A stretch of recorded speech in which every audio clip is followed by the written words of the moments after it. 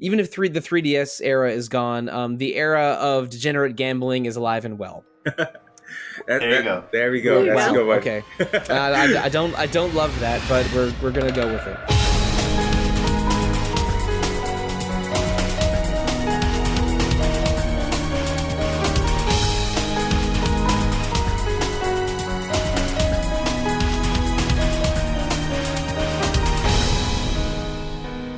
Hello and welcome to episode 113 of Rhythm Encounter, RPG fans' bi-weekly podcast all about RPG music. I'm Mike Sollosi, and yes, this is a different mic than you're used to hearing, listeners, but that's because one mic on RPG Fan has played all the Dragon Quest games, and the other one, well, declined to host this episode.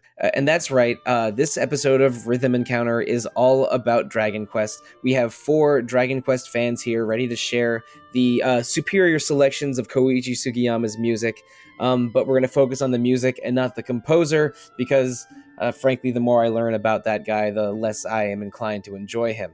But before we start talking about the origins and nature of Dragon Quest music, let's introduce the rest of the panel, starting with Audra Bowling. Hello, hello. And Gio Castillo. Good evening or morning. And Mario Garcia. What up? Mario, Gio, Audra, we're here to celebrate Dragon Quest a little bit. For not a particular reason, I guess, but I think some months ago we noticed that there's barely any Dragon Quest music on our podcast master list. Like I think there's only been 4 or 5 Dragon Quest tracks shared across the entire 112 episode history of Rhythm Encounter. So then we had a Dragon Quest episode pop up on the ideas board following that, and the 4 of us signed up, and here we are. But before we go into that, let's go down the line. What's something you appreciate about Dragon Quest music, or maybe just something you appreciate about Dragon Quest in general? I'll go first. One adjective I think of with Dragon Quest music a lot that I know is going to come out later is stately. Like, these songs feel like concertos and minuets. The castle tracks like feel like you're going through a royal hall. There is a not a solemnness exactly, but a sort of grandness that I associate with a symphonic orchestra. When I listen to a lot of Dragon Quest music, and I think that's because Koichi Sugiyama was a classical composer of some renown before he ever composed music for a video game. And you can see his classical chops sort of showing through every Dragon Quest soundtrack. I would definitely say that, and I'm also like impressed at how how every single Dragon Quest song sounds like it could be in the same game, even through different entries in the series. Like, it's like extremely consistent sounding, no matter no matter what song you listen to. So it's one of, I don't know, it's an amazing quality of the music, and I guess you could say it's it's because Sugiyama's palette is like kind of limited, but I don't know. He was good at what he did. This, I feel like it's okay saying that now because he's dead, but yeah, he was pretty good what he did. No, I understand what you mean. If you adjusted for things like the technology of the time or the sound library of a particular game, a song from Dragon Quest 1 fits in just fine in Dragon Quest 11. Yeah, it's pretty amazing. And I mean, you could call that a lack of variety or sophistication, or you could call it a thematic consistency, and depending on how you wanted to spin it, I guess. Yeah. But Mario, what's one thing you think of when it comes to Dragon Quest, is focusing on the music in particular? I was gonna say it feels like very comforting in like a fairy tale-esque kind of way, like it feels very like kind of what you were saying with sort of that stately sort of presence to it. But I don't know, it just, a lot of the music feels so classical and so I guess like it's like a comfort food in like RPG music form, if that makes sense. I think that Dragon Quest RPGs are comfort food in RPG form. Exactly. The fairy tale comparison is very apt. I've probably said words to this effect on a podcast before, so I apologize if this is repeating for some listeners. But like Dragon Quest games are like fairy tales, while Final Fantasy games or Nier games or Xenoblade games are like convoluted sci-fi epics. And liking one over the other doesn't mean that one is better than the other or that you're wrong or right in some way. It's because that they're like just completely different types of stories. And because you can explain a Dragon Quest plot in a few sentences, the evil dragon lord has kidnapped the princess, but she holds the key to how to reach the dragon lord's castle to defeat him. Like that I just explained 70% of the plot of Dragon Quest 1, but that's also a sort of charming fairy tale. And the music of Dragon Quest is comforting and consistent and cozy in the way that Dragon Quest setups often are. And I probably just over followed or over explained your point, Mario, which I totally agree with. That's on me. My bad. Oh, no worries. That was basically that's basically how I feel about it. Yeah, no. And I should say for the record, I love Dragon Quest, but I also love Nier, Final Fantasy, and Xenoblade. So I just have a broad range of interests. But speaking of a broad range of interests, our most prolific reviewer of the 2020s is here with us. Audra, I know you and I did some Dragon Quest podcasting a year or two ago, and around then you hadn't played a ton of games in the series yet. But how has your Dragon Quest palette expanded over the past few years, and what are your thoughts on its music in general? Well, so far I've played DQ9, which is my first one, and DQ11, S, and DQ4. And I really want to play the other ones when I have time. I mean, when you enjoy long video games, as most RPG fans do, like an overabundance of selection and a limit of time is a problem we all know all too well. Yes. But I do love the comforting sense of a fairy tale and adventure that you get with Dragon Quest games. Yeah, there's an innocent spirit of adventure and a story structure like a fairy tale in almost every Dragon Quest game. And I mean, let's not dwell too much on the life and times of Koichi Sugiyama, but his soundtracks were one of the defining pillars of what Dragon Quest is, right alongside Akira Toriyama's art and Yuji Horí's writing. But let's celebrate the music and not the man today. Let's see, a little bit of Dragon Quest lore for all y'all that you probably know already. My apologies. The first Dragon Quest game came out in May of 1986. The last one came out in Japan in July of 2017. And haters would say it hasn't changed all that much over those 31 years. But fans would probably say the exact same thing, but with a positive spin. It was called Dragon Warrior in the West until the early 2000s, even into the GBA games, the Game Boy Color games of around 2000, because there was a tabletop game called Dragon Quest, and they didn't want to run into, in North America, and they didn't want to run into copyright issues. But starting with Dragon Quest VIII in 2005, the series was called Dragon Quest Across All Territories. And Dragon Quest VIII was also the first Dragon Quest game released in Europe, so that was a very important game for the growing international popularity of the brand. And the Dragon Quest has a bunch of spin-offs and side games. We're sticking to the main series for the most part for this episode, but the Mystery Dungeon series started out as a Dragon Quest spin-off. The Itadaki Street or Fortune Street series of puzzle board games started out as Dragon Quest spin-offs. There's a trilogy of Rocket Slimes games for the various handhelds of the 2000s. There's a lot of Dragon Quest spin-offs out there, but we're sticking to the main series today. And the future of Dragon Quest is very, very interesting because around 2 years ago, they announced 5 upcoming Dragon Quest games that got fans really excited. But the only one of those we've seen so far is the Dragon Quest Treasures side game that released late last year. So, okay, that was enough Dragon Quest. Let's talk about Dragon Quest music for real now. Apologies for this intro that is definitely almost 10 minutes. Our first 2 tracks today are coming from Mario and Audra, and going against the grain for how Rhythm Encounter usually works, we're going in reverse series order. So, Mario, what's your Dragon Quest 11 track? Yes, my track is Light Through the Leaves of Love from Dragon Quest 11. And yeah, it's a great song. I hope you all enjoy it. Now, Audra, tell us about your track from Dragon Quest IX. My track is Protectors of the Starry Sky, and it's the second ending credit theme from Dragon Quest IX. Excellent. So, listeners, please enjoy Light Through the Leaves of Love and Protectors of the Starry Sky.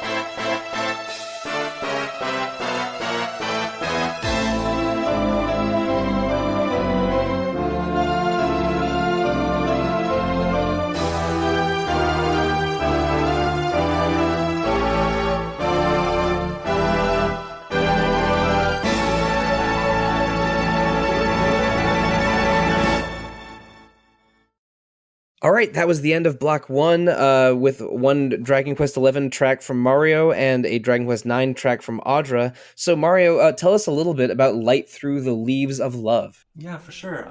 So just for a little context behind my reasoning for including the song, so I'm also a recent Dragon Quest fan. Like, I'm catching up with a lot of the games. So 11 was actually my first Dragon Quest, and I remember playing it, and everyone like complains about the music or whatever, but I was like, this is great. Like the town theme, like everything's so cute, and like I was loving it. But then I went back and played Dragon Quest 3 and realized that, oh, it's just the same music from literally whenever that game came out. Yeah, a lot of my favorite tracks from Dragon Quest XI are rearrangements of other Dragon Quest music. The music in the in the Magic School in Dragon Quest XI is the castle town from Dragon Quest V. Oh my god! Yeah, see, I didn't even know that. See, so like stuff like that, where it's just like, yeah, I was just like, what? This soundtrack's great. What are people talking about? Then I was like, oh, I see. But this song though is Dragon Quest XI specific, and I really like it. I think like kind of what I was saying earlier, it feels very sort of fairy tale-esque and like mystical. And in particular, this plays during when you get to Yggdrasil, which is like the world tree or whatever, and it's a beautiful scene. And like this song just adds so much to it in terms of just that sort of like that part of the game is about getting to this point, and I don't know, it's just a really beautiful song. And I think it really speaks to sort of that fairy tale-esque feeling that I associate with Dragon Quest. And yeah, it's also proof that there's at least one good song that's Dragon Quest XI only. But yeah, even I think the final boss track is from Dragon Quest 3 and Dragon Quest XI. I'd have to do more research on that to make sure. No, it is. Yeah, that was a realization I had too when I played Dragon Quest 3. I was like, oh wait, this is also Yeah, I mean, Dragon Quest XI is full of Dragon Quest 3 references, not the least of which is starting to find, like, having the first thrust of the game being finding 6 multicolored orbs. A classic. Yeah, exactly. But this song, it is so tranquil and peaceful and beautiful, and they give you, and there's a rug pull moment in this part of the story, in the location where you hear this song, and then things take a turn for the unpeaceful somewhat, because this is right at, basically, if you consider Dragon Quest XI to be a 3-act game, this is right at the end of Act 1, where you hear this song. But and it almost feels like a victory lap, like you've reached the place you've meant to go to this whole time. You think that victory is in hand, the day is saved, but this is sort of the sort of the happy, peaceful song that plays while you're experiencing that feeling, and then that feeling's gone. But the song on its own is quite beautiful. It's not exactly a town song, but it has the vibe of just an incredibly like picturesque town song. It's very much a turning point moment for the game. Yeah, I don't want to spoil it here, but this song is right before a turning point that belies how pretty this song is. Yeah, actually, I haven't played Dragon Quest XI, but like my takeaway from the song is it's really emotional. Like it made me kind of want to cry. It's like I thought it was like maybe someone died or something. I don't know. It sounds like a song of grief in a way, but it is beautiful. I love it.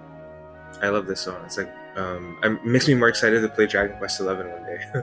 I mean, I will just throw it out here. Like, in spite of its limited soundtrack, Dragon Quest XI is probably my favorite RPG of the entire 2010s. I think it helps to already like Dragon Quest a little bit because this is a game that's about nostalgia and memory in a lot of ways, and it just hits every Dragon Quest feeling that you have in your body when you play this game. But it's a great introduction to the series, or a great most like final game in the series to play. It just in the way it's structured. But and trust me, there are surprises and even shocks in the story of Dragon Quest XI that I don't want to spoil for you, Gio. But there's a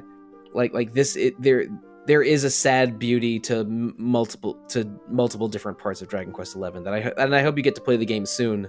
And maybe you'll feel the way that I and others feel about it. I don't know if you've heard this episode yet, but in a recent episode of Retro Encounter, Zach Wilkerson, our dear friend and the features head on RPG Fan, actually did nearly shed tears talking about his experience with Dragon Quest XI, but not this specific part of the game. Oh, I was there. Right. That's right. Yeah. I forgot it. We recorded it a while ago, so I didn't remember the exact lineup. But yeah, I just consider that a full-throated recommendation of this game, in spite of it a lot of people clowning on its soundtrack when Dragon Quest XI was new. I'm actually glad that Sugiyama decided to compose like a new song for this specific moment. I guess he could have easily just gone back to the well, but he pulled out one last good song in him. So yeah. I'm not sure how much of Sugiyama is going to be in Dragon Quest XII. He had one or more proteges that is working on that soundtrack, but I think he's probably still going to be credited somewhat. So this isn't the last Sugiyama original, as it were. Oh. But when we don't know enough about 12 to have that 100% certain, I haven't done all that research yet. Yeah. But I mean, if Dragon Quest XI was the closing credits on Koichi Sugiyama's life, let's talk about a different closing credits. Audra, you mentioned segue. Hey, I haven't podcasted in a while, but I still can whip out a segue now and then. Audra, you mentioned that Protectors of the Starry Sky is the end credit song to Dragon Quest IX.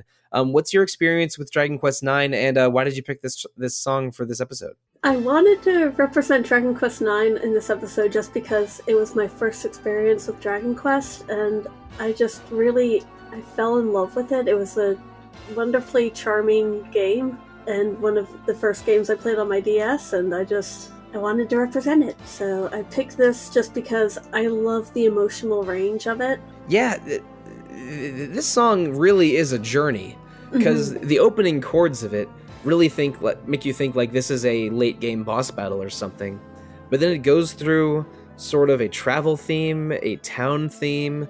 The tempo picks up to some more combat-like themes again. This feels like an overture or a medley of Dragon Quest IX. Yeah, I felt like it was a very good representation of the spectrum of the game, as it were. Totally agree. Gio or Mario, what did you think of this one? I loved it. Like I sort of figured it was like an end credits theme with like how it put it melded together a bunch of songs. Like I love how it just it always keeps you on your toes in a way.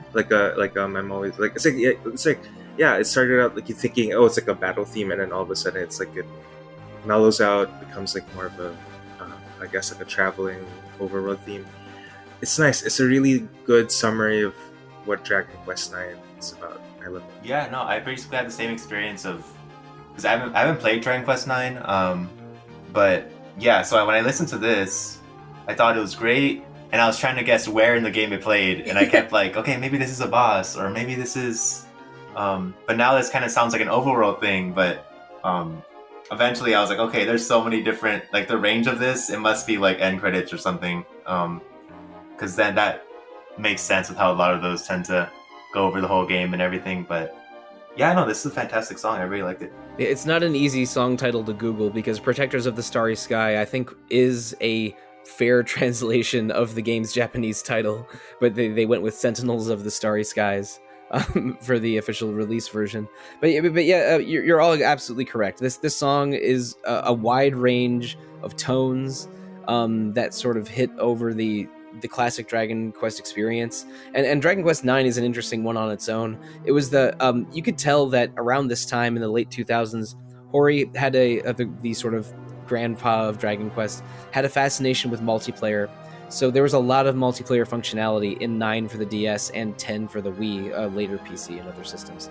So if you played Dragon Quest IX with others, it is a different feeling game, because like jumping into the worlds of your friends and sharing rare dungeon maps that you've found or quest information you've found is really super cool for a game that I think is from 2008 or 2009. I'd have to Don't fact check me on that one. But and this was also a very exciting time for Dragon Quest fans because they were right in the middle of the DS remakes of 4, 5, 6. Rocket Slime, the middle game of the Rocket trilogy, came out around this time. This was a time where Dragon Quest fans were eating, and Dragon Quest IX's a special experience. It's still totally playable single player, but there really was something to the multiplayer functionality and having an exclusive shop and quest downloads on the online sort of the online interface of Dragon Quest IX that would update every week. It's a special weird game that I think really would need a remake, because with the DS online functionality being down for good, you need to get to some real weird server shenanigans to access the online content of Dragon Quest IX nowadays. This game is screaming for a Switch remake of sorts, I think. Yes. Yes, I would please. play it. Yes. Doesn't even have to be Switch, but put that thing on anything. Just I want a playable version of Dragon Quest IX with the online content intact. I was gonna say, like, you could access the online content like through like fan-made servers, like fan-run servers. Yes. But yeah, it's a lot of hoops for, you know, something that should be easy, and I don't think you just can't do multiplayer anymore. So it's a big part of the game is gone. They really need to bring it back somehow. I think you could do local multiplayer. Oh.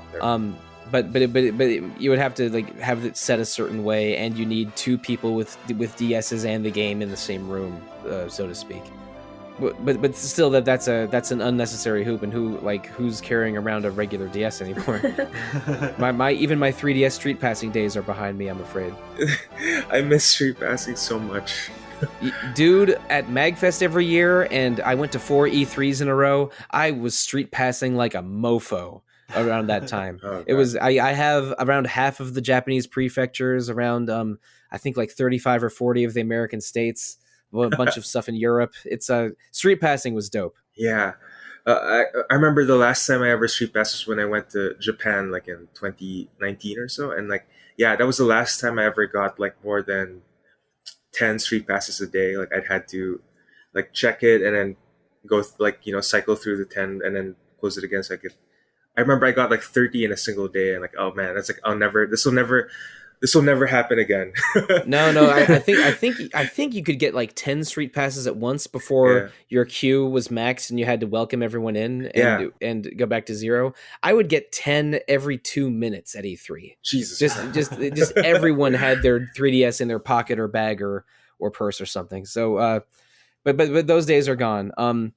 However, oh boy, how am I going to do this transition? Even if the 3DS era is gone, the era of degenerate gambling is alive and well. There you go. There we go. That's a good one. Okay. I don't love that, but we're gonna go with it. We have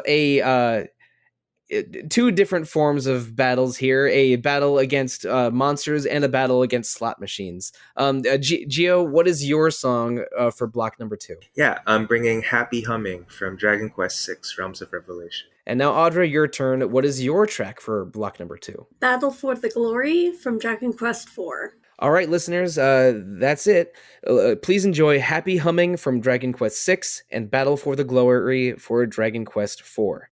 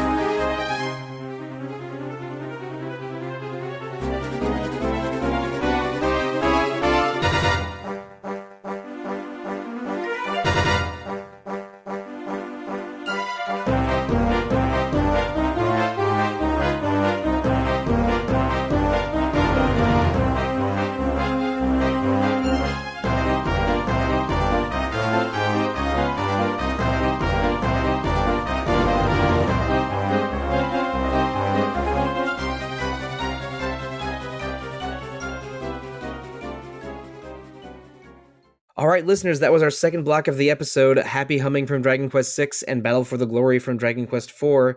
So, Gio, we're all friends here. Let's talk about your gambling problem.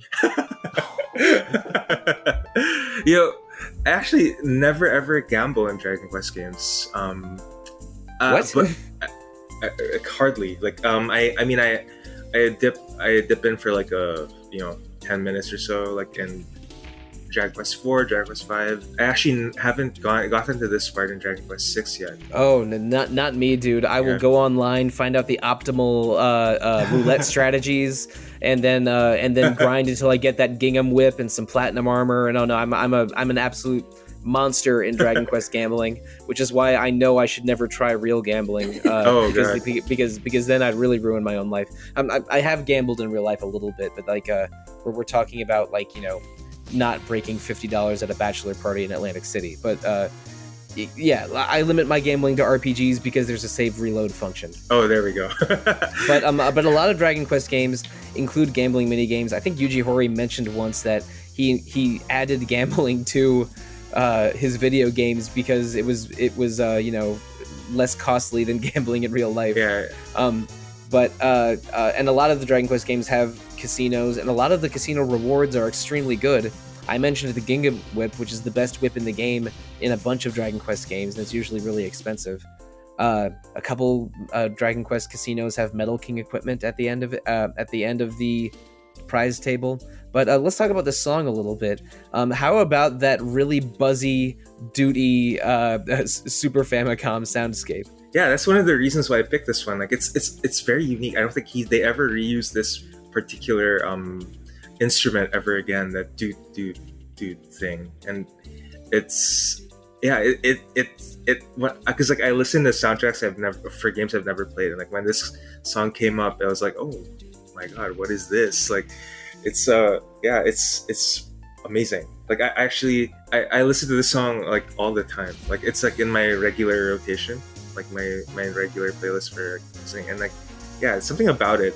Like it's about as far as Koichi Sugiyama will go into like big band jazz, and it's really I like it a lot. I would wager that a lot of our listeners are the I listen to game soundtracks for games I haven't played crowd. That is what this podcast is about. Yeah.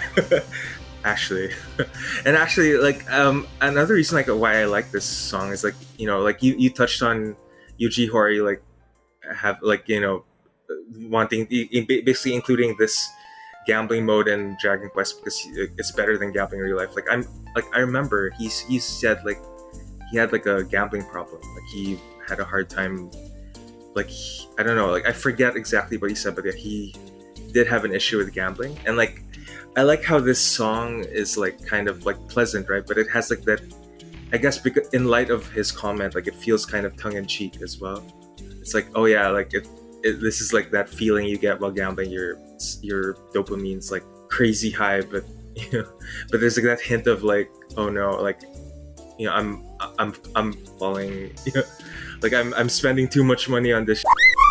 Yeah, it's like it's a song that's jazzy and sort of thumpy, that's incongruous for a Dragon Quest game, and some of the other casino themes have a similar tone, but they want you to feel like a high roller when you're going through a casino in a Dragon Quest game, and it's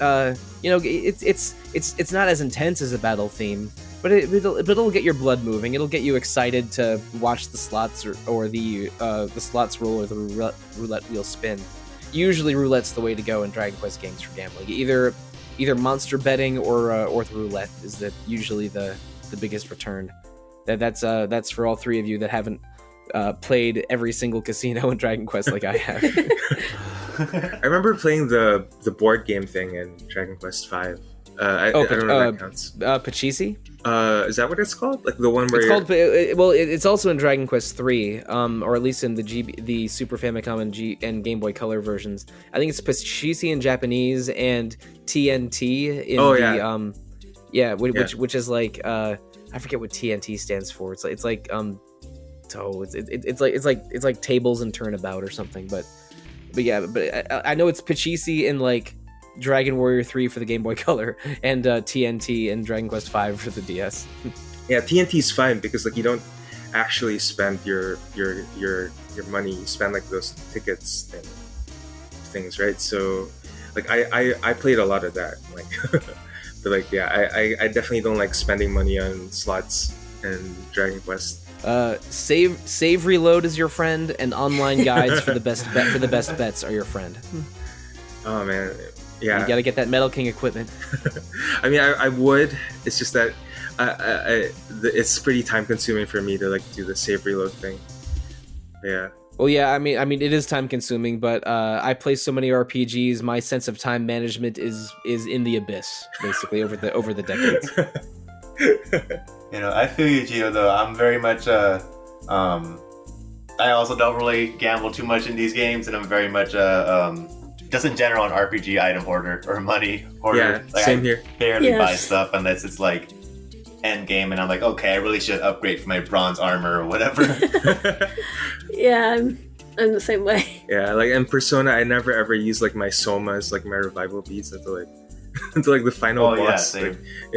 Yeah, I save those or like ethers in FF and in Final Fantasy and stuff, and yeah, I always save whatever you can't buy in stores. I'm like, I can't use this. I have to save it for later. Yeah, I also had that instinct for many years, but recently I'm trying to work against it because it's like, wait a second, if I don't spend them now, I might never spend them ever. So when I recently played Octopath Traveler 2, I used items all the time and it actually made me feel fun and powerful. Yeah. Plus, I mean, Casti with one of the characters in Octopath Traveler 2 with like an item alchemy build is an absolute monster. She's whatever. Listeners, Yeah. we all hoard our items, but don't be afraid to use your items. And don't be afraid to gamble a little. It's okay to there you gamble when you have a save reload function. Exactly. There you go. Yeah, you know what? I'm gonna gamble on Dragon Quest 6 just because I like this song and like That's right. I want that Metal King slime armor. Yeah, do it. Like, go see what's on the prize list and like set some goals and then check a guide for what gives you the most money.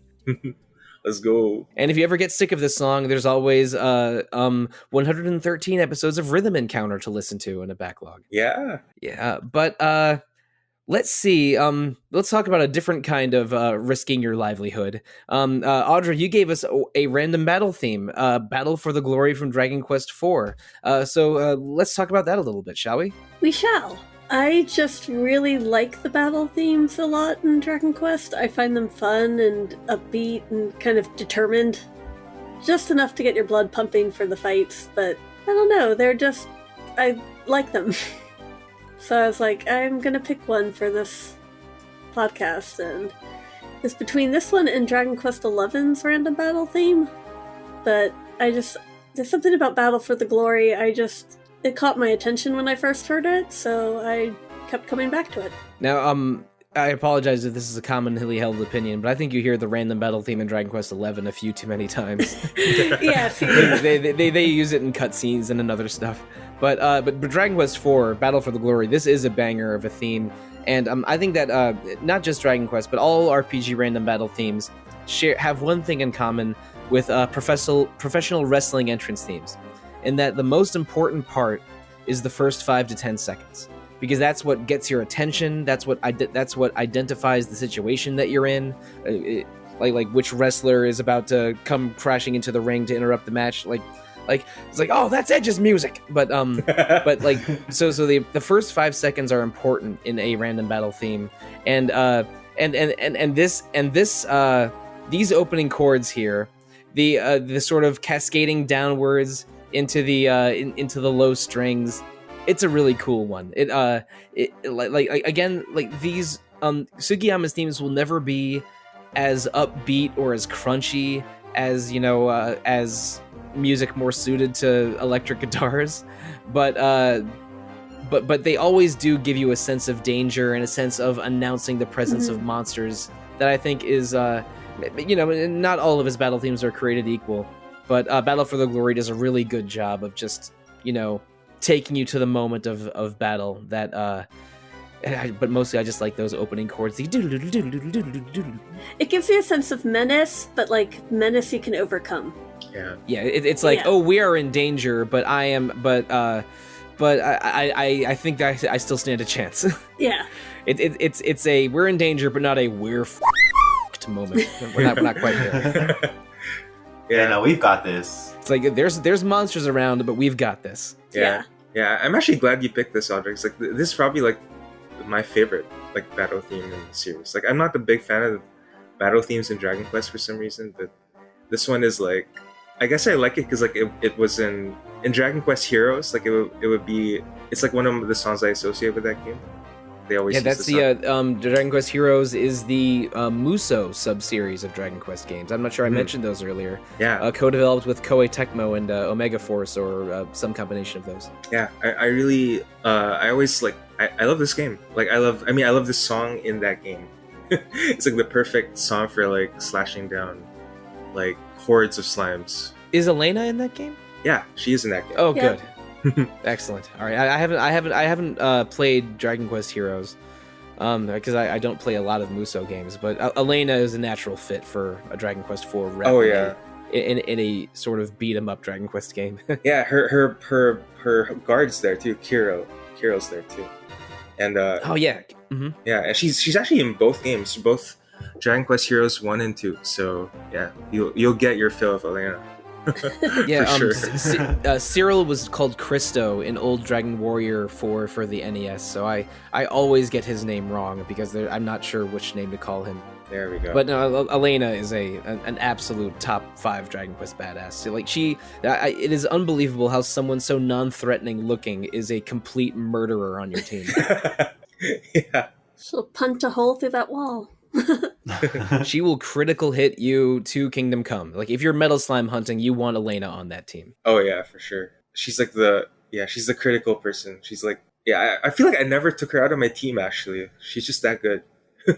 Yeah, I think she gets a little less good at the end of the game because she can't equip like a liquid metal sword like a bunch of people can, and she maxes her strength like way before anyone else, so it stops going up, while like characters like Ragnar or the hero will keep having their strength go up. So but she's so good that that like the lack of max stats work against her. That's how good she is. Yeah. But, well, I think that's our last battle theme that we have for this episode. But we have a lot of different corners of the Dragon Quest world to touch here. So, Mario, let's have you and I go on a journey to a Dragon Quest game that's never been featured on Rhythm Encounter before. And I have the first track in this next block. We're going to talk about Dragon Quest 3, and the song I chose is Adventure, from the Symphonic Suite's Dragon Quest 3 album. But Mario, what's your selection for block 3? Oh yeah, for sure. So yes, my selection is the town theme, particularly the night version of it from Dragon Quest 3. And yeah, it's very chill, so I hope you all enjoy it. Right on. So listeners, please enjoy Adventure, Symphonic Suite version, and Town Nighttime version, both from Dragon Quest 3.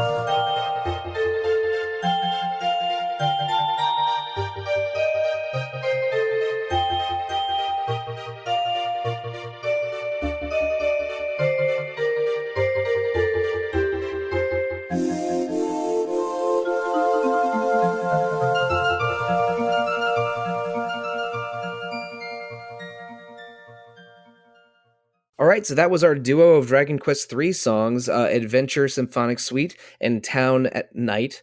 I'll kick this one off, as if you haven't heard me speaking enough already on this episode. The Symphonic Suite albums are they're a little bit a loaded discussion in Dragon Quest fandom. I think we already saw a Symphonic Suite version of one song earlier, Mario, with your that version of Light Through the Leaves of Love that we discussed earlier. But almost every Dragon Quest game has a Symphonic Suite album about it, where they basically just reinterpret the soundtracks with a full orchestra. And some of them have multiple ones, including Dragon Quest III has a 1988 version done by the NHK Symphony Orchestra, a 1996 version from the London Philharmonic Orchestra, and a 2005 version from the Tokyo Metropolitan Symphony Orchestra. And this is from that 2005 album, the version of Dragon Quest III Adventure that we heard a moment ago. And Sugiyama, in one of his peculiarities, was that he always wanted the release version of the games to have a MIDI quality sound. So, to be a little bit dismissive of it, like bleeps and bloops to sound video gamey. And then he would have live concerts and album recordings of a symphonic suite version later. And it's unclear if it was his stubbornness or his wanting to sell albums or whatever, but he was firmly against putting the symphonic quality soundtracks into the games themselves. And that, like, for example, that happened with the PS2 international version of Dragon Quest VIII, but not the original Japanese version of Dragon Quest VIII or the 3DS version of Dragon Quest VIII. They have like MIDI soundtracks, but with a wonderful symphonic soundtrack for the PS2 international version. So there's a lot of these Symphonic Suite Dragon Quest albums, like bunches and bunches of them. You can find them on YouTube or other places. And this 2005 Dragon Quest III one is a really excellent one. Like, I love the Dragon Quest III world map theme. Audra, I guess you're maybe the only person here that hasn't played Dragon Quest III. It's a very open-ended RPG, especially for an NES game. You basically, like, learn the quest you have to do, and then they sort of just set you on your way, and you have to find 6 orbs by traveling every corner of the world. So there's a lot of, I'm wandering the world map, looking for the next town or the next cave, not certain exactly what's coming my way. There's a lot of feeling of that with a less precise direction than most other games in the series with Dragon Quest III. But you always sort of feel like you're accomplishing something or working towards something or gaining that next level or finding that next clue. And I just love this song as a backdrop for that. And I also wanted to pick at least one song from a Symphonic Suite album because I've listened to those many a time. This is like, Dragon Quest has a lot of good world map themes, and Dragon Quest III is one of my favorites. It's a very apt title, I think. I mean, it was 1988 or 89, so you could get away with a title like Adventure. Yeah. Yeah, no, this is a fantastic overall theme. Mm-hmm. I think it really does capture that feeling of, basically going on your own adventure, you know? I think that's very much the vibe of Dragon Quest III, with, like, even just, like, creating your own party members is how the system works in that game. Like, what jobs they want or what jobs they have and all that. So, yeah, it's very much a set off and create your own adventure and find out what you're supposed to do next kind of game, which, again, it's, I guess, just like playing it in modern recently. I'm like, okay, sometimes it's kind of hard to figure out what to do, but that's just a lot. It's of its era. Yeah. And Audra, if that choose your own party and choose their own jobs thing sounds familiar to you as a Dragon Quest IX player, Dragon Quest III is sort of what originated that in Ruida's tavern / Patty's planning place. Or Oh wow! Dragon Quest III is super influential for the series. It was the game that sparked that police request that Enix only released Dragon Quest games on weekends. It's not a part of a Japanese law like some rumors say, but the National Police did ask the publishers of Dragon Quest to only release them on weekends so it wouldn't disrupt students or workers. There's a huge amount of Dragon Quest III influence in Dragon Quest XI, going back to the 6 orbs, and how every party member in Dragon Quest XI is one of the Dragon Quest III jobs, basically. Except for Merchant, but you have a Merchant buddy in Dragon Quest XI anyway.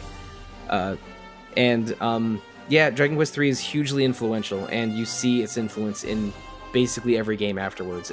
It was sort of like the quote unquote gold standard or best Dragon Quest game for a while. Like when longtime fans talk about sort of what is the most Dragon Questy Dragon Quest, 3 is sort of up there. It's a major milestone for the series. Yeah. Neat. And its universe is better than 1 and 2. Like it's hard to go back to Dragon Quest 1 and 2, but I think about maybe replaying Dragon Quest 3 every month or every month or couple months. And like to go along with that, like this song is arguably the most Dragon Quest song. It's like the one that it's like after the main theme, it's like the kind of okay, like good. Yeah, I was about to say, wait, hold on a Yeah. second.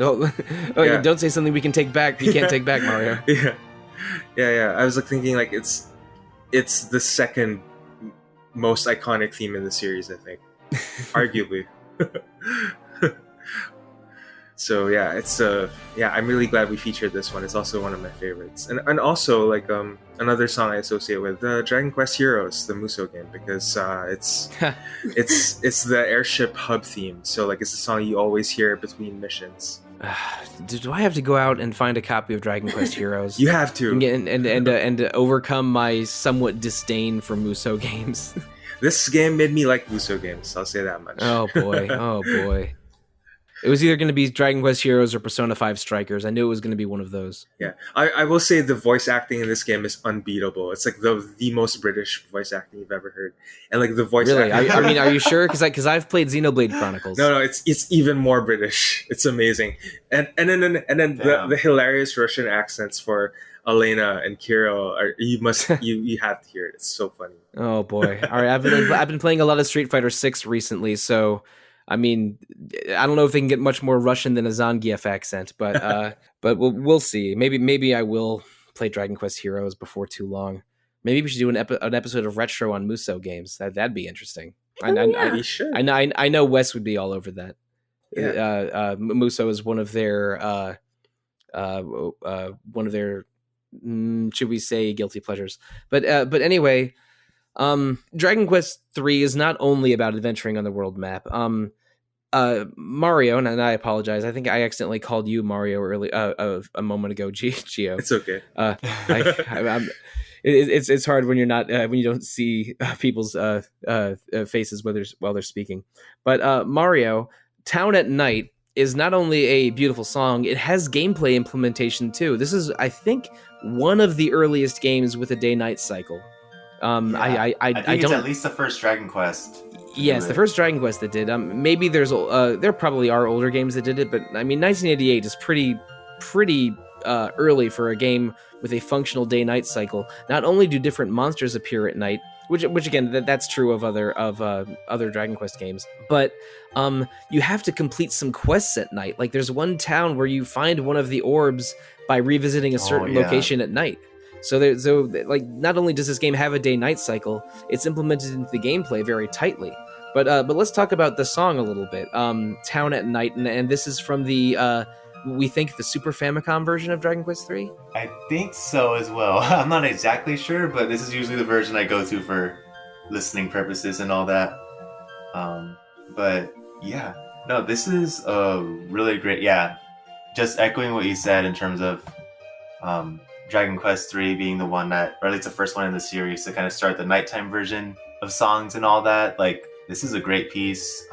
It's so chill, so relaxing. I like the little like bell noises or whatever. It's just such a good song. And like we're speaking about earlier, like overworld themes and like going on the adventure and everything. And this is more like, well, once you're in the town, and it's a lot more like away from all the sort of dangers of exploring the overworld and bumping into a random encounter and all that stuff. So there's a feeling of safety. It's like, oh man, nothing. There aren't going to be any restless armors or slimes to attack me here anymore. Yeah, exactly. But also, it's an echo of the daytime version because it has like the do do do do do do do do like melody that's in both the daytime and nighttime versions of the town. But this has like the very sort of soft sing-song background tone, but also like the very high pitched version of the melody almost sounds like a music box or something. Yeah, it does. Yeah, it sounds Music Box X. Yeah, no, it's a really pretty song. I really like it. There's almost like a sleepy quality to it that kind of fits for nighttime. Yeah, I like the Vox pad they use in the background, like the like slight, yeah, slight I don't know how to describe it, like ethereal synth they use. It's really nice. Yeah, Yeah, they only use it for like the SNES games. Yeah, no, it's definitely a 16-bit sound chip approximating a chorus or a person's voice, but instead it doesn't really sound like a person's voice or a musical instrument. It's like it is a very particular thing that you know the sound of if you've played video games. I called it a background tone a moment ago, but I think it's supposed to be someone softly singing, but through the lens of a 16-bit sound chip, that's what we got. Yeah, I will echo. It is just so pretty. It's so pretty. It's a lovely song. Mm-hmm. And what we're saying is, Audra, you got to play some Dragon Quest III. I know. I want to. But also, like, now you have a different conundrum. It's like, do you play one of the abundantly available versions of it, like this? I know it's on the available for download on the Switch and some other places, or do you wait for that sexy 3D 2D remake? That is so tempting. I'm sorry. I'm sorry. I meant to say 2D HD, not 3D 2D. I'm mixing up my D's. But that HD 2D remake looks great, and we're getting it eventually? ? Hopefully, yeah. Yeah, I'm trying to remember I don't even remember what the last we heard of it is. I think it's been a minute, right? Yeah, it's been a minute. Yeah, and we're recording this in June, so it's possible that we have more information on this before this episode actually releases. But I hope we get some information on this soon, because I think it's the next one coming of those multiple Dragon Quest announcements we got. Oh God, was that 2 years ago now? Yeah, I think it was 2 years ago. Oh wow, but I mean, I think this one is a likely worldwide release. I don't think this one's going to be confined to Japan, but that is going to be my opportunity to finally replay Dragon Quest III for the first time in probably 20 years. Because I messed around with it on the NES, but the only time I really finished Dragon Quest III front to back was on the Game Boy Color, which is a very good version of the game, but I've thought about replaying that game many times, and that 2D HD remake. Oh man. HD 2D, 2D HD, 3D 2D.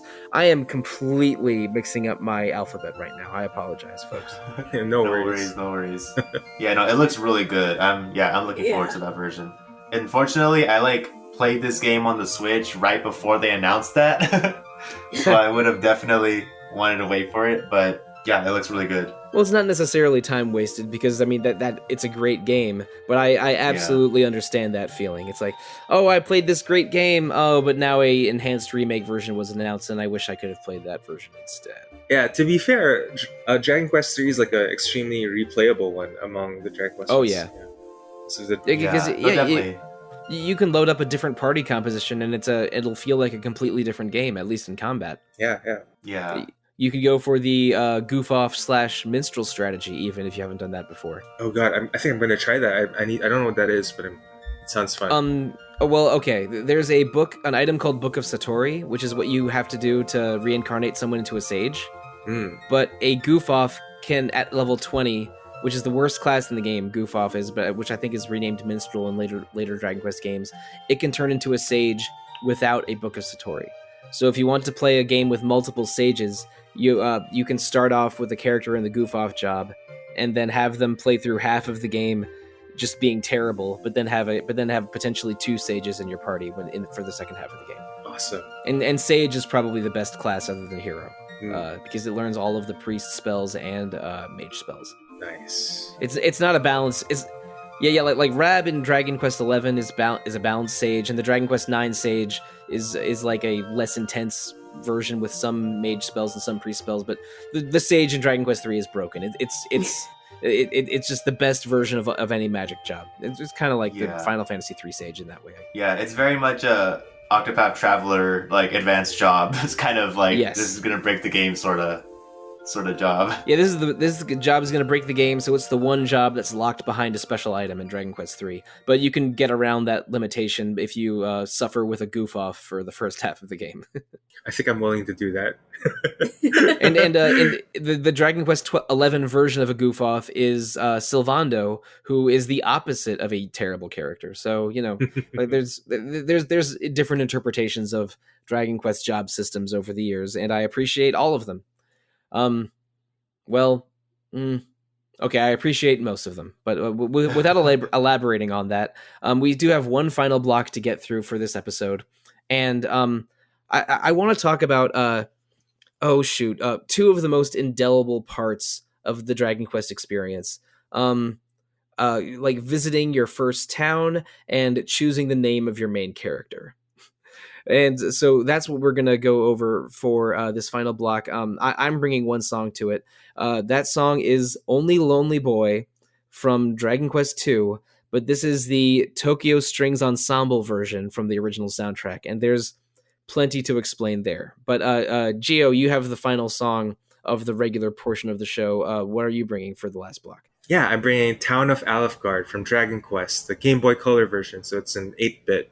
So I hope you enjoy that one. Yep, so we have Only Lonely Boy, the Tokyo String Ensemble version from Dragon Quest II, and Town of Alefgard from the game that started it all, Dragon Quest the First.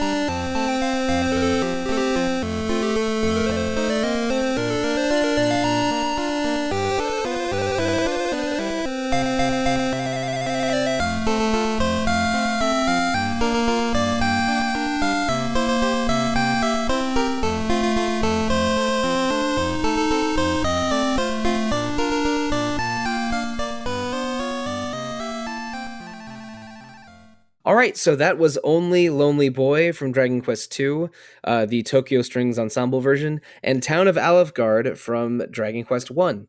And perhaps surprisingly, the oldest song or the oldest recording of any game on this list, or I should say any song on this episode, is that pop remix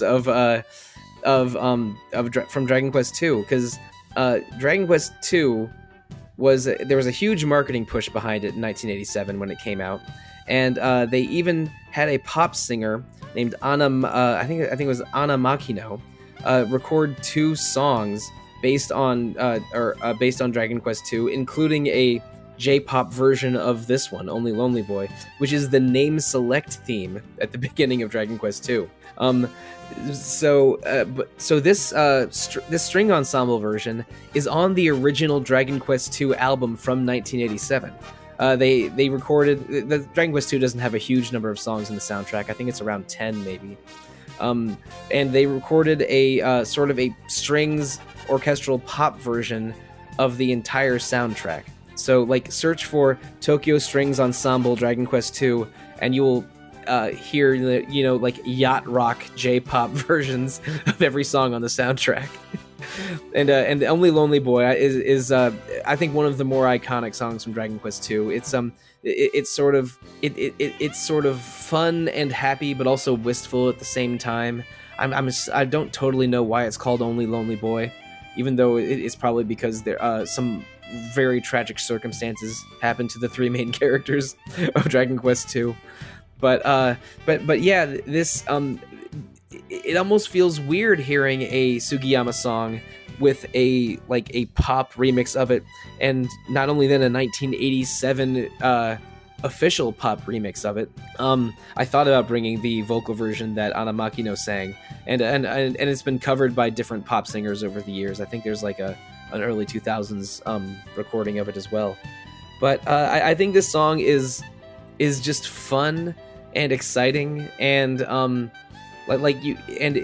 you're like sort of not sure why it's the name select theme, because it really just should be a song for a happy part of the game. But I guess there just aren't enough happy parts of Dragon Quest II to celebrate, because again, like basically the 3 main characters are distant cousins who are orphaned or forced out of their kingdoms and have to try to save themselves. Spoilers for the first hour or so of Dragon Quest II.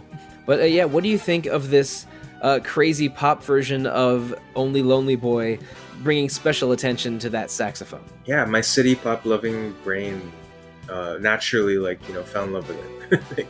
Yeah, and I think it really makes me wish that they would use this one again, like for the name select, like the song itself, like not this version necessarily, but I actually think it's even more catchy than the one that they've been using ever since. Yeah, I think from 3 onward we've gotten the do do do do do do. Like like right. I'm not sure of an exception to that. Yeah, I think it's it's a real good one. I'm really glad that you introduced this to us. Yeah, it's catchy. It's really nice. I just love how almost strange it feels to hear a pop remix of a Dragon Quest song, because I really associate Dragon Quest with that full orchestra, classical music, stately feeling. And this is just almost the opposite of that. And it's like, is this really a Sugiyama song? It's like, not only is it a Sugiyama song, I think he conducted this group that was performing it. Oh, no kidding! Wow. No, he's a classical conductor as well as a composer. But I'm not sure if he did or not necessarily. But he was definitely involved in this soundtrack. And this is again a track on the original soundtrack of Dragon Quest II, dated 1987. Yeah, it's very different than what I'd expect from Dragon Quest, but I really like it. Mm-hmm. Yeah. The saxophone, the guitar, it just comes together wonderfully. Should I have saved it for that for 2 weeks ago when we recorded the jazz and funk episode? Nah, I was spoiled for choice on that episode anyway. I know you have like 7 choices for that one, right? Like you have like something like I think my short list was something like 6 or 7, but then I managed to pare it down to 3. But listeners, you probably have already enjoyed that episode by now. But But Gio, there isn't a whole lot of funk going on in Dragon Quest Uno. Mhm. But there is something very cozy about this town theme. And the Game Boy Color version, similar to Dragon Warrior 3, is how I finally beat the first Dragon Quest for the first time. So this, I don't know, this hit a very weird, specific part of my nostalgia. I like imagine me trying, like, just avoiding homework, put with this Game Boy Color game in my Game Boy Advance. Oh, I see. So you played it when you were younger. I played Dragon Quest 1, 2, and 3 when I was a teenager. I don't know how old you think I am, but this was at least 20 years ago. I was 9 years old 20 years ago. So oh boy. Oh, you were all so young.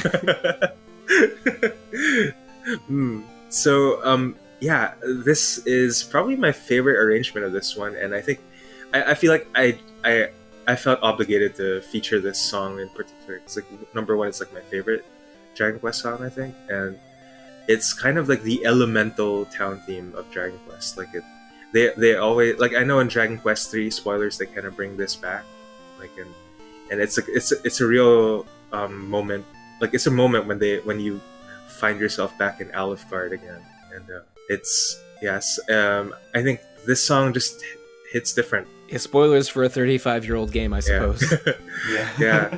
And I like the Game Boy Color version in particular because it's a bit richer than the NES version, and like they incorporate like the added, like the SNES, the Super Famicom version of Dragon Quest 1, like they added like a bit more to the song, like to flesh it out a bit, and then they took that version and then they rearranged it for Game Boy Color, and which is why I think like this is like the ideal version of this song. Yeah, the Game Boy sound chip is not as robust as even the NES's, and then also like the Game Boy had a sort of a terrible speaker.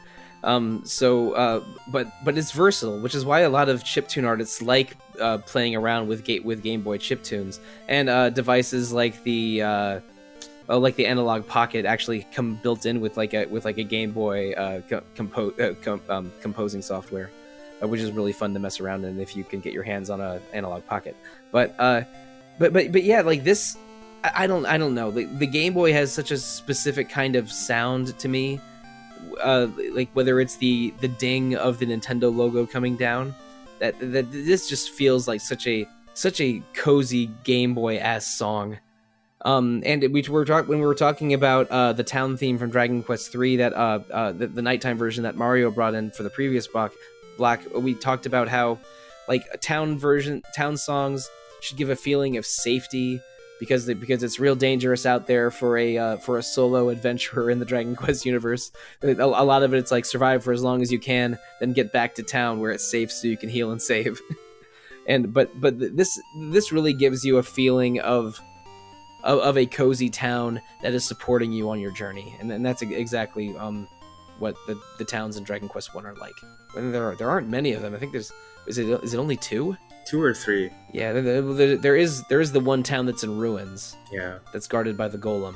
Yeah, maybe 2 others besides that. It's been a minute since I played that game as well. It's a desolate world, which is why the song being so happy is like it's interesting. It's like the world itself is like kind of miserable, but yeah, no. This is definitely a Game Boy ass song, and I really like it. I think because of that chiptune sort of like quality to it, it is just very nostalgic, even though I haven't played Dragon Quest 1. But yeah, it's just, that sounds just so nostalgic for me, and like I did see this in 3, so that was cool. I didn't realize at the time that like, oh, this is something from earlier in the series, but it definitely was really cool to sort of see that connection. And yeah, the world is really desolate, so this town music also was a nice sort of respite from all that in the context of Dragon Quest 3 at least. So yeah, no, it was great. Yeah, I mean, you know from the very beginning what the stakes are in Dragon Quest 1, but this song is sort of so pleasant, you wonder, do the townspeople know that there's an apocalyptic threat, like, right over there? Yeah. Because Dragon Quest One is not a huge or long game. Like you can beat it in 5 hours, even if you were playing it for the first time and winging it a little bit. But but yeah, it's like there's like Dragon Lord's castle is right over there, but the people in the town of Alefgard are like. It's like all right, guys. Not much of a sense of urgency in this Game Boy song. They're living in blissful ignorance. Yeah. Oh, to be as blissfully ignorant as an RPG NPC. Oh god. But well, listeners, hopefully you aren't quite as blissfully ignorant of the music of Dragon Quest now as you were 90 minutes ago. I can't speak for my whole panel, but I was totally delighted to be talking about Dragon Quest with three such enthusiastic and positive party members. So thank you so much, listeners, for putting up with us all this time, and thank you so much, Mario, Audra, and Gio, for putting up with me all this time. Likewise. It was fun. For sure. Thank you for having me. Yeah. Yeah. Now I'm like wondering which one of us are like, which job is each of us in this party and all that. All right. That's gonna be all right. That's gonna be the ending here. We're gonna do this Dragon Quest 9 style, so I don't get to claim a hero job. I don't get to do that. But oh boy, I really like sort of tanky support builds in Dragon Quest 9. So I think I'm gonna be like a defensive paladin that's wielding a fan for my setup. What jobs are you guys? I like healing jobs usually. Okay, so you're thinking priest or sage, probably. Yeah. All right. We're going to hear it. Mario and Gio, one of you guys has to give us some offense. I'll be the mage. I'll be the guy casting The offensive. kaboom. I don't know. All right, kaboomal Okay, nice, or nice. kazamel. Yeah. Okay. Example. Oh god, the spell names. The spell That's names a whole get other, re- whole other podcast. We should do an entire episode on Dragon Quest onomatopoeia. That's just me Oh my going. I was gonna go with. I know 3 has a thief. I'm not sure if 9 does or not. It does, And how yeah. like offensive they are in that game, but They get a lot of speed skills. I think they can equip swords and daggers. So yeah, thief or like maybe an armamentalist with thief skills is good for 9. okay, cool. That'll be me. Excellent. So that's our Dragon Quest party, and that is our Dragon Quest episode. Thank you again. I want to thank Ario. Whoops. I want to thank Mario, Audra, and Gio. I'm terrible at names today. And I want to thank you, the listeners. And I also want to thank Mike Salvato for giving us an opportunity to do this. We have 5 first-time games for this episode. This is the first time Rhythm Encounter has featured music from Dragon Quest 1, Dragon Quest 3, Dragon Quest 6, Dragon Quest 9, and or Dragon Quest 11. So that is 5 debuts for a Rhythm Encounter episode. I don't think that's the record, but that is several. And it was a joy to celebrate the music of those games, plus a few others today. But we do have a little bit of information for the future of Rhythm Encounter for you. Coming up next in 2 weeks, we have episode 114, interview with Cara Comparetto. That is a music cover artist, and I believe she's a pianist, but our own Patrick Gann organized an interview with her that I know he was really excited to record. So that is going to be the Rhythm Encounter episode in 2 weeks. Beyond that, I don't think we've planned that far ahead. So anything, we don't know what the future will hold for that or for the Dragon Quest series, because we still don't know that much about the Flames of Fate. But if you want to reach out to us about Dragon Quest music or the Dragon Quest The Flames of Fate, or how I am pronouncing everything wrong in this episode, you can email music@rpgfan.com. You can also enjoy RPG Fan's other fine podcasts. Retro Encounter, that's one I'm quite familiar with, that recently had 2 episodes on Final Fantasy VI, which I know were everyone was really excited to record those. Zach Wilkerson hosted them, and Final Fantasy VI is a great game, so that's probably worth checking out. And also Random Encounter, our bi-weekly podcast about current events in RPGs. Because we're recording this a little bit in advance, I don't know what news Random Encounter is reporting on most recently, but I'm sure they have everything that was covered in the new game announcements in June. There was 2 episodes about Zelda Tears of the Kingdom. A lot. There's always something going on interesting at Random Encounter, hosted usually by Jono, Logan. But if you want to reach out to RPG Fan's website or podcasts or reviews or anything, you can enjoy RPG Fan on social media in several places, including Facebook, Twitter, Instagram, YouTube, Twitch, and all of those. It's always called RPG Fan or RPG Fan.com. RPG Fan also has a shop at rpgfan.com/shop where you can buy Emerald Shield emblazoned apparel like hoodies, shirts, mugs. Let's see. Do we have keychains or maybe on the keychains? But there's a lot of RPG Fan merch available at rpgfan.com/shop. But we would encourage you to support RPG Fan by visiting that shop or giving us our podcast ratings on Apple Podcasts or Google Podcasts or Spotify or wherever you listen to podcasts. But we do have one more song left to share. But before we get there, let's tell the listeners how they can reach out to us as individuals and not as a podcast or as a website. Starting with you, Mario. Yeah, so you can find me on Twitter. I'm EXPToony, so that's EXPTOONY. And I'm also on RPG Fan's social media, so Facebook, Instagram, and Twitter for RPG Fan. Excellent. Now, Audra. Audra B at rpgfan.com.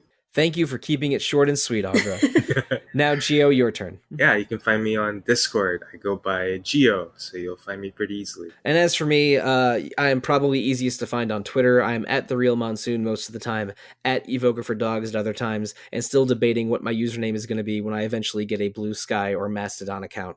You can also find me on RPG Fans Discord, where I am Monsoon Mike.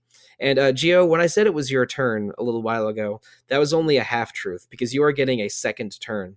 You are supplying today's bonus track. And technically, I think we referred to this earlier, but probably the most iconic song in the history of Dragon Quest is that opening menu overture, the main theme of Dragon Quest, which has never been featured on Rhythm Encounter before. I know. But you showed us before recording a truly fascinating version of the Dragon Quest main theme. So please, but before we use it to play us out, give the listeners a taste. Exactly what are you bringing to the table for our bonus track tonight? Yeah, I'm bringing an inexplicable ukulele version of the Dragon Quest main theme. It's from an album called Dragon Quest Ukulele Collection, Island Breeze, and it's all by one guy, like Ryo Natoyama performs like a whole bunch of songs from the series with a ukulele, and it's just wonderful. Like it's just this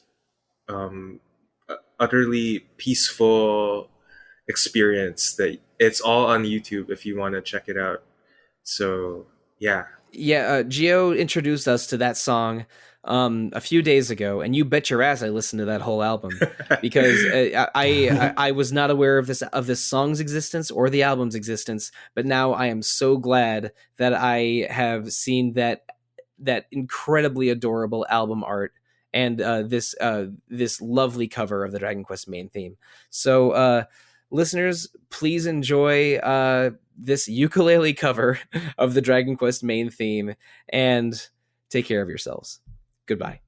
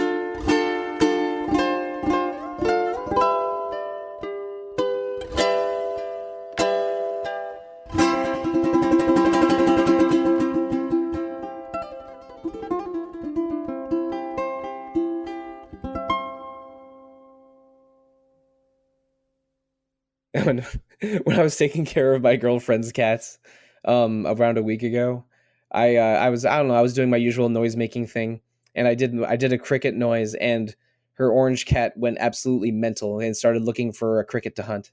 Oh my Oh my god. god. I think he was no longer fooled after that first time, but he really did get excited when he thought there was a cricket right next to him. He like jumped off the windowsill and started just sort of darting around the room. Oh my god. You've heard me do that one before, right? I don't know if I've heard the cricket one. All right, here you go. Go for it. Oh, Damn, wow. That's actually, Wow. yeah, that's really good. Oh, it's horrible. If you know me in person, you'll get sick of that right around minute 13. But yeah, no, I did fool my girlfriend's cat into going on a cricket hunt.